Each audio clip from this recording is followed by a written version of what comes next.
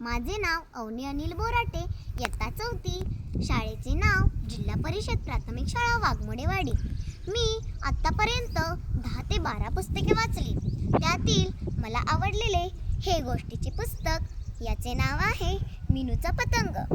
हा त्या पुस्तकाचा मुखपृष्ठ. या मुखपृष्ठावरती खूप सुंदर रंगीबेरंगी पतंगे आहेत आणि एक मुलगी पतंग उडवताना दाखवलेली आहे. मागील पृष्ठभागावरील म्हणजेच मलक पृष्ठभागावर एक सुंदर असा पतंग दिलेला आहे. या पुस्तकात मिनू व तिची ताई या दोघींचा संवाद आहे. मकर संक्रांतीचा सण होता.